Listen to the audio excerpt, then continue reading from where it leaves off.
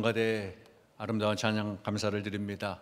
서 계시는데 천군 천사가 서 계신 것 같은 그런 느낌이었습니다. 감사를 드립니다. 즐거운 성탄 되시기를 주님의 이름으로 축복합니다. 오늘은 성탄절이고 성탄주일이고 또 2022년도 마지막 주일이기도 합니다. 송년주일이고 다 겹쳐 있어가지고 그냥 한꺼번에 다 훅 지나가는 것 같은 그런 느낌이네요.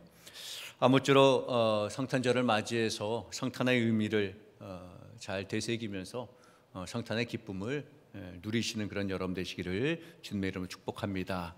예수님께서 이 땅에 오셨다는 자체는 기쁨 그 자체죠. 왜냐하면 예수님이 오셨기 때문에 우리 구원이 이루어졌잖아요, 그렇죠? 예수님이 오셨기 때문에 구원이 이루어졌고, 또 예수님께서 오셨기 때문에 이 땅에 어떻게 보면 진정한 평화가 이루어질 수가 있었고, 또 그 진정한 평화가 시작이 된 거죠. 예수님의 정신을 잃어버리니까, 또 예수님의 정신을 우리가 따라가지 않기 때문에 전쟁도 일어나고 다툼도 일어나고 그렇게 되는 겁니다. 우리 오늘 권사님 기도도 하셨지만 빨리 모든 세계에 일어나는 분쟁이나 전쟁들이 종식이 되었으면 좋겠습니다. 정말 안타깝죠. 그 나라의 전쟁이 사실은 또 우리들까지도 영향을 미치게 되는 겁니다. 세계 경제에도 영향을 미치게 되고, 또 분쟁 국가들의 그런 분쟁으로 인하여서 세계적으로 다들 힘들고 어려움을 나누게 되는데, 예수님께서 이 땅에 오셨기 때문에 진정한 평화가 시작이 되었는데, 그 예수님의 정신을 실천하지 못하고 예수님의 정신을 담지 못했기 때문에 우리가 진정한 평화를 맛보지 못하지 않나, 그렇게 생각해 봅니다. 아무쪼록 예수님께서 이 땅에 오시지 않았다면 우리는 지금도 여전히 죄의 문제로 두려워해서 하나님 앞에 떨고 있어야 되는 거죠. 그런데 예수님께서 우리를 구원해 주셨기 때문에 하나님 앞에 우리가 사실 떨지는 않습니다. 두렵고 떨리는 마음은 같지만 그래도 우리는 구원받은 자들이니까 구원받지 못한 삶처럼 그렇게 떨리는 마음은 아니죠. 감사하게도 예수님께서 우리에게 오셨기 때문에 여러분들은 하나님의 자녀가 되었고 죄의 문제가 해결이 되었습니다. 그래서 예수님이 오신 이날을 기념하면서 우리가 기쁨으로 맞이할 수 있는 거죠. 여러분의 성탄을 기쁨으로 맞이하신 여러분 되시기를 주님의 이름으로 축원합니다. 예수님께서 이 땅에 오셨다라는 것은 그 영향력은 굉장히 큰 거예요, 그죠? 우리의 죄의 문제도 해결해 주셨고 평화의 문제도 시작을 하게 하셨고, 우리 믿는 사람들뿐만 아니라 어떻게 보면 그 예수님의 영향력은 믿지 않는 사람들에게도 꽤 큰 거예요. 믿지 않는 사람들도 이 성탄의 기쁨을 서로 나누잖아요. 어제 뉴스 보니까 명동에 모르겠어요. 정말 몇만이 갔는지 모르겠지만 이태원 그런 사건이 있은 이후로 많이 긴장들 하고 있는 것 같은데, 뉴스에서 듣기로는 그 코로나 이후에 3년 만에 거리두기가 없이 이제 성탄을 맞이했다고 그래요. 그래서 그 명동에도 많은 사람들이 이렇게 뉴스에 보니까 나왔더라고요. 예수님의 영향력, 이 성탄절의 영향력은 이렇게 믿는 사람들이나 믿지 않는 사람들에게나 다 함께 기쁨이 되고 축하를 하는 겁니다. 어떻게 보면 이 성탄이 전 세계적인 기쁨이 된 거죠. 전 세계적인 축제가 된 거죠. 그런데 우리는 한번 더 생각해 볼 게 있습니다. 왜 우리가 이 날을 즐거워할까? 여러분, 왜 성탄을 우리가 기뻐하고 즐거워할까요? 적어도 우리는 세상 사람들이, 일반 믿지 않는 사람들이 즐기는, 믿지 않는 사람들이 기뻐하는, 그들이 기뻐하고 즐거워하는 그 이유로 우리가 기뻐하고 즐거워하면 안 되겠죠. 물론 세상 사람들이 기뻐하고 즐거워하는 이유로 우리도 기뻐할 수는 있지만, 우리는 믿는 자들이니까 성탄의 의미를, 예수님께서 이 땅에 왜 오셨는지를 우리는 아는 사람들이니까, 믿음으로 받아들이는 사람들이니까 우리가 세상 사람들과의 차원이 다른 기쁨을 좀 누려야 되는 거죠. 세상 사람들과 차원이 다른 축하를 우리가 해야 되는 겁니다. 어찌 보면 세상 사람들은 성탄을 축하하면서 그냥 명분만 성탄을 축하하는 거고 자기들끼리 축하하고 있잖아요, 그죠? 자기들의 기쁨에 도취되어 있는 거죠. 적어도 우리는 성도들은, 하나님의 자녀들은 세상 사람들과 다른 즐거움이 있어야 된다라는 거죠. 그러기 위해서는 우리가 예수님께서 이 땅에 오신 의미를 되새겨봐야 되는 겁니다. 예수님께서 이 땅에 오신 의미를 되새겨보고 또 예수님의 정신에 우리가 여전히 머물러 있다면 우리는 진정한 기쁨을 누릴 수 있는 거예요. 성탄의 그 기쁨, 세상 사람의 기쁨과 세상 사람들의 축하와 우리 믿는 사람들의 기쁨과 축하가 분명히 다를 거라는 거죠. 우리가 예수님께서 이 땅에 오신 그 의미와 예수님의 정신을 되새겨 본다면, 여러분, 그러면 예수님께서 이 땅에 오신 의미가 뭘까요? 성경에는 예수님께서 이 땅에 오신 의미 여러 군데 나타나 있습니다. 사실 그걸 다 찾아서 여러분과 설명할 수는 없고요. 지난주에도 말씀을 드렸고 성탄절기에 여러 목사님들이 그런 의미를 많이 이렇게 해마다 말씀을 드렸을 겁니다. 자, 오늘 저는 본문을 마가복음 6장 1절로 6절까지 말씀을 봤습니다. 읽어보면서 어떤 분들 성탄절인데 이게 맞는 말인가? 이렇게 생각해 볼 수도 있지만 여기에도 예수님께서 이 땅에 오신 의미가 있다라는 겁니다. 사실 성경의 모든 부분이 구약 창세기부터 요한계시록까지 어찌 보면 예수님의 오심에 대한 의미가 각 곳에 퍼져 있고 예수님의 구원의 의미가 모든 성경에 있는 거죠. 어찌 보면 성탄절뿐만 아니라 모든 그 절기마다 매주마다 이 성탄의 의미를 되새겨 보는 거예요, 우리가. 자, 오늘 마가복음 6장 1절로 6절까지 말씀을 봤는데 그 6절 말씀, 그 말씀 하나가, 그 본문 말씀이 예수님에게 대해서 말씀하시는데 뭐라고 말씀하냐면요, 이 사람이 마리아의 아들 목수 아니냐, 그렇게 말합니다. 근데 그 말씀 속에 예수님께서 이 땅에 오신 의미가 담겨져 있다는 거예요. 자, 이 사람이 마리아의 아들 목수가 아니냐, 사실 이것은 세상 사람들이, 일반 사람들이 예수님을 바라본 시각을 표현한 거예요. 그죠? 이 사람은 그 마리아의 아들 목수 예수 아니냐, 세상 사람들이, 일반 사람들이 예수님을 본 시선을 표현한 거지요. 그런데 그것을 좀 역설적으로 우리가 의미를 되새겨보면요, 예수님께서 이 땅에 오신 모습을 보여주기도 하는 겁니다. 이 모습이, 이 둘은 분명히 차이가 있죠. 세상 사람들이 보는 차이와 예수님께서 이 땅에 오신 그 의미를 부여하는 그 의미와 분명히 차이가 있습니다. 그런데 어느 쪽이든지 간에 예수님께서 이 땅에 육신을 입고 오셨을 때의 모습을 말하고 있는 겁니다. 예수님께서 육신의 모습을 입고 목수의 아들로 이 땅에 계시는 그 모습을 표현한 거죠.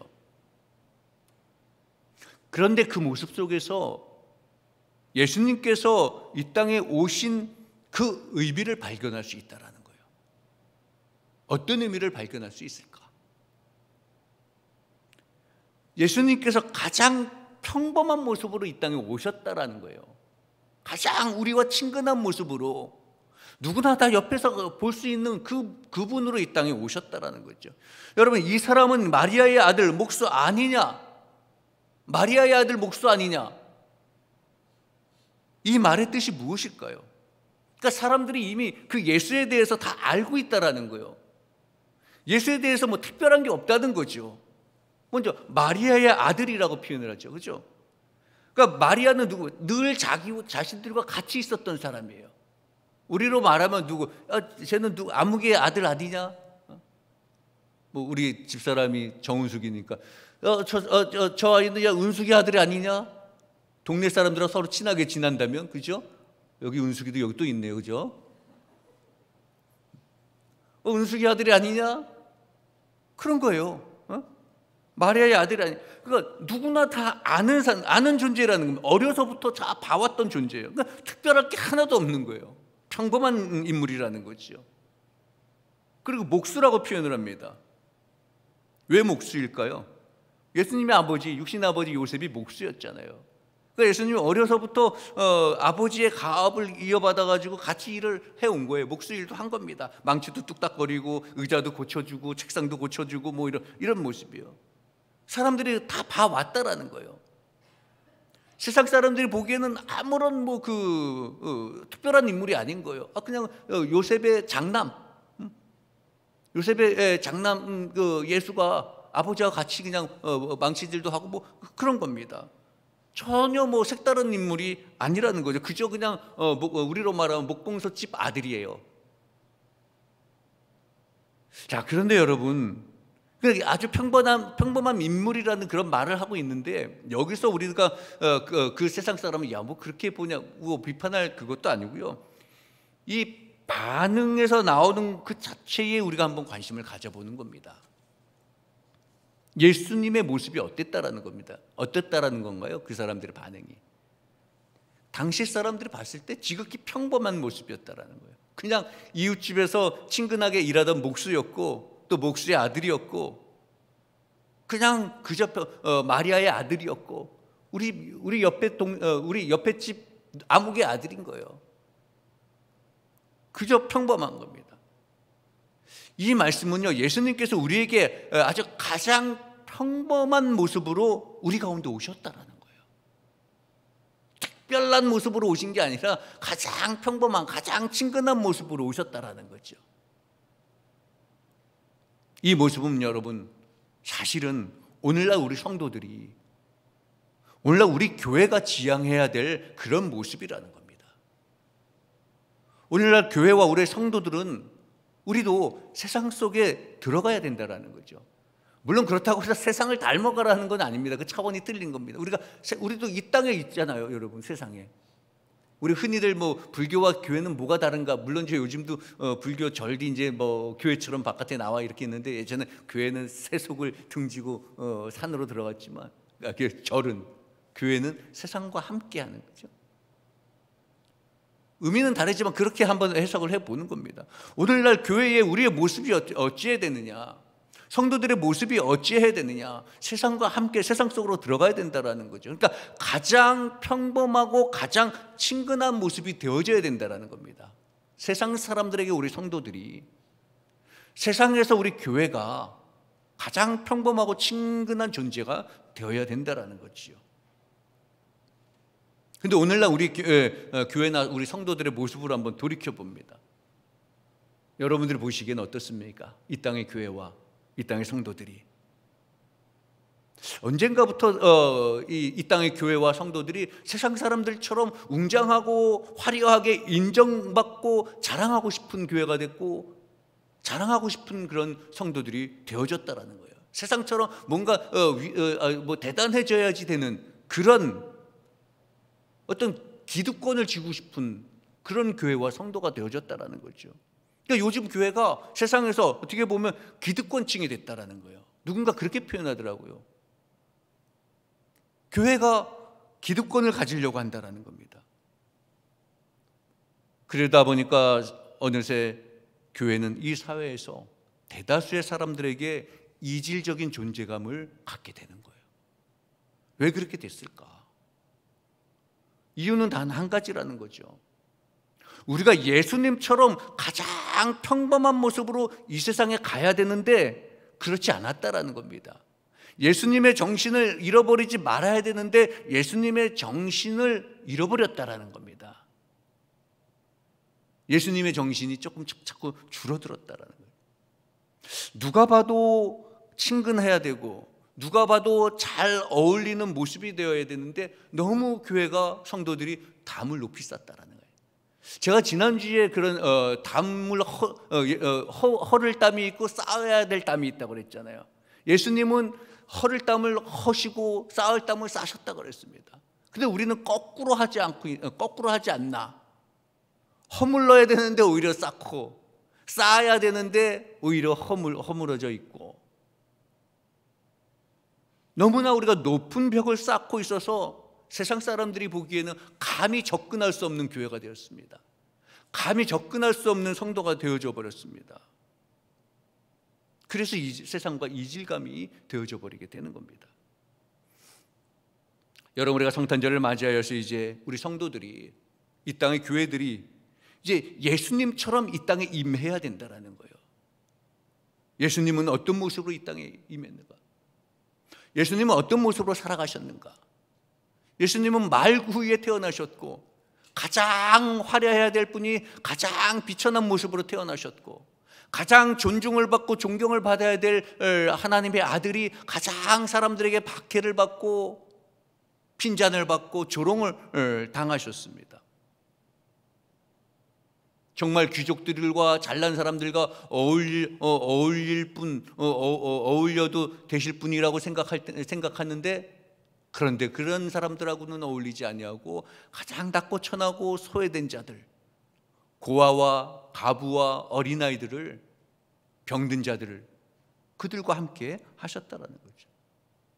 여러분, 이제 이 땅의 교회가, 이 땅의 성도들이 그런 모습, 예수님의 모습처럼 이 땅 가운데 서야 된다는 겁니다. 가장 평범한 모습으로 사람들 속에, 세상 속에 들어가야 된다는 거죠.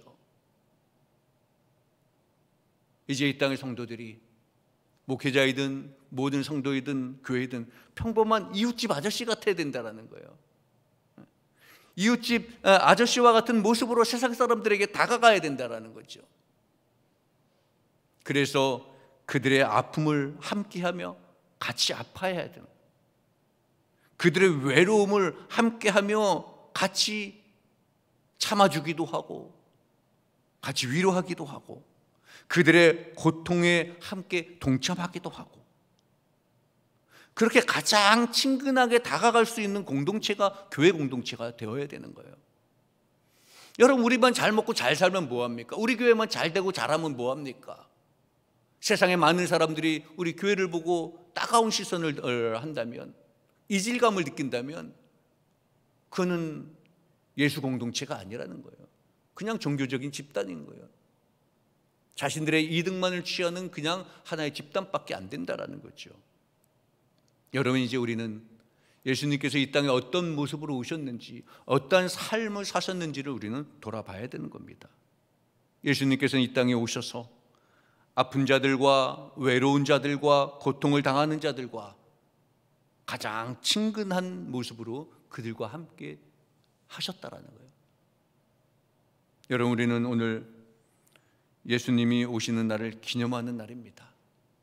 예수님은 여러분 대단한 존재로 우뚝 서지지 않으셨습니다. 오히려 가장 낮은 자리에서 가장 낮은 모습으로 있는 자들, 그 사람들 속에 섞여져 있었습니다. 그래서 예수님이 손을 내밀면 그들의 손을 언제라도 잡아줄 수 있었던 그런 존재가 되어주셨습니다. 항상 그 옆에 계셔서, 그들의 옆에 계셔서 넘어지면 언제라도 손을 붙잡아서 일으켜 주실 그런 거리에서 있었습니다. 예수님은 그런 모습으로, 친근한 이웃으로, 가장 가깝고 가장 평범한 모습으로 누구든지 접근할 수 있는, 병자라도 소외된 자라도 당시에 무시받는 자라도 예수님은 접근할 수 있는 그런 모습으로 계셨습니다. 오늘날에는 많은 사람들이 도움을 청하고 교회의 손을 붙잡고 싶은데 거리감이 느껴진다는 거예요. 예수님의 모습은 그런 모습이 아니라는 겁니다. 이제 성탄을 기념하면서 우리는 어떤 자세를 가져야 되는가? 우리도 예수님처럼 이 땅에서 가장 평범한 모습으로 되돌아가야 되는 겁니다. 가장 평범한 사람들 속에서 함께 서 있어야 되는 교회가 되고 그들과 함께 동행하는 그러한 성도들이 되어야 되는 것이죠. 여러분, 예수님께서 이 땅에 오신 의미를 우리는 잘 깨달아야 되는 거예요. 예수님께서 너무 평범하게 오시니까 사람들이 믿지 않은 거예요. 세상 사람들이.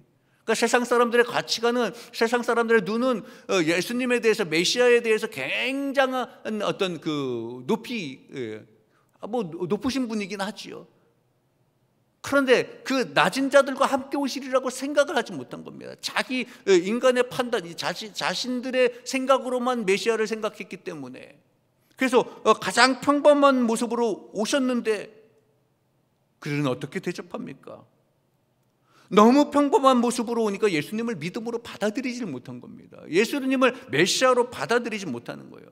평범한 모습으로 오신 예수님에 대해서, 그 평범함에 넘어서 그분의 참된 가치가 있는데 그것을 깨닫지 못하는 거예요. 오늘날의 교회와 우리 성도들의 실수가 때로는 그렇습니다. 너무 평범하니까, 너무 보잘것없으니까 그렇게 평가하는 겁니다. 그 평범과 그 일반적인 삶 속에 그 너머에 엄청난 가치가 있음에도 불구하고 알아보지 못한다라는 거죠. 깨닫지 못한다라는 거죠. 여러분, 예수님의 일생에서 예수님의 사건이라고 그럴까요? 예수님이 여러 가지 일들을 겪은 그 사건 중에 가장 불행한 일이 바로 이거예요. 가장 친근하게 오신 그 예수님의 은혜를 깨닫지 못하고 오히려 믿지 못하는 자들이 되었다라는 거. 그게 가장 불행한 일이라는 겁니다. 여러분, 우리는 예수님의 모습을 어떻게 받아들이고 우리가 믿음 생활하면서 예수님에 대해서 우리는 어떤 모습으로 생각하고 있습니까? 귀족적인 예수님을 생각하고 나는 귀족적인 신앙생활을 하고 있지 않는가?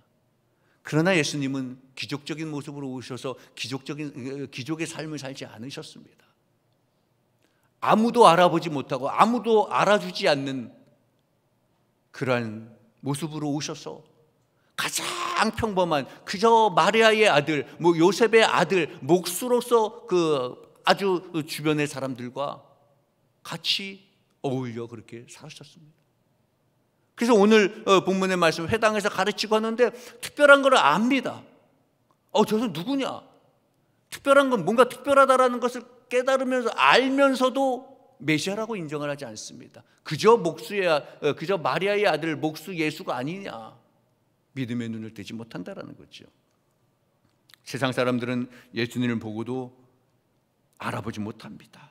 그저 마리아의 아들 목수라고 생각하는데 마리아의 아들 목수니까 특별한 게 있겠는가? 아무것도 아닐 거다. 지금 잠깐 이게 가르치는 게 약간 조금 이게 특이한 것 같은데, 그러나 목수의 아들, 마리아의 아들이기 때문에 놀랄 일도 아니다. 어쩌다 보니까 저런 아버지하고 단정 짓는 거예요. 여러분, 세상은 다 그렇습니다. 세상의 인식들은 다 그렇습니다. 제대로 그 가치를 평가하지 못하고 제대로 예수님을 알아보지 못하는 그 세상 사람들처럼 우리는 똑같이 그런 모습이 되어서는 안 된다라는 거죠. 여러분, 우리가 예수님의 정신을 그대로 가지고 있다면 우리의 삶의 모습이 어떻다 할지라도 우리는 올바른 시각을 가지고 올바른 정신을 가지고 이 땅에서 어떤 모습으로 살아가야 될지를 우리는 분명히 깨달을 수 있습니다. 이 땅에 가장 평범한 모습으로 오셨던 그 예수님을 우리가 바라볼 수 있고, 또 그 예수님을 우리가 다시 찾을 수 있고, 그리고 우리도 그 예수님처럼 가장 평범한 모습으로 세상에 나가시는 그런 우리 성도 여러분 되시기를 주님의 이름으로 축원합니다. 성탄을 맞이하여서 여러분, 우리도 내가 어떤 특별한 존재가 아니고 예수님께서 이 땅에 평범한 모습으로 오셔서 평범한 삶을 사시고 힘들고 어려운 자들과 함께 동행해 주셨던 것처럼 우리도 또 이 땅의 모든 교회들도 그러한 예수님의 정신을 이어서 살아갈 수 있도록 우리도 함께 기도하시면서 우리 신풍교회도 우리 성도 여러분들도 그러한 삶을 살아내시는 예수님의 정신을 잃어버리지 아니하시는, 그리고 가장 평범하게 오셔서 구원의 사역을 감당하셨던 그 예수님을 올바로 바라보실 수 있는 그런 우리 성도 여러분 되시기를 주님의 이름으로 축원합니다. 그래서 성탄의 의미를 다시 한번 돌아보시고 참된 성탄의 기쁨을 나누시는 그런 여러분 되시기를 주님의 이름으로 축원합니다. 기도하겠습니다. 사랑의 아버지 하나님, 감사합니다. 우리를 구원하시기 위하여서 이 땅에 오셔서 우리를 해방시켜 주시고 우리의 삶에 큰 의미를 주시니 감사를 드립니다. 그러나 하나님, 우리는 얄팍한 지식으로 세상의 경험으로 이 땅에 오신 예수님을 올바로 바라보지 못하고 예수님의 참된 가치를 깨닫지 못할 때가 많습니다. 하나님, 세상 사람들의 시각처럼 예수님을 바라보는 것이 아니라 예수님께서 이 땅에 오신 그 의미를 되새기며 예수님의 정신을 되새기며 예수님을 다시 한번 그 오심을 되새길 수 있도록, 그 기념할 수 있도록 주님 인도하여 주옵소서. 주님, 늘 우리와 함께 하셨던 그 예수님, 그 주님의 삶을 우리도 이어받아서 세상에 나가서 힘들고 어렵고 외로운 자들과 함께 동행하는 삶을 살아내는 저희를 되게 하여 주옵소서. 예수의 삶을 올바로 실천하는 성도들이 되게 하여 주옵소서. 우리 주 예수 그리스도 이름으로 기도하옵나이다. 아멘.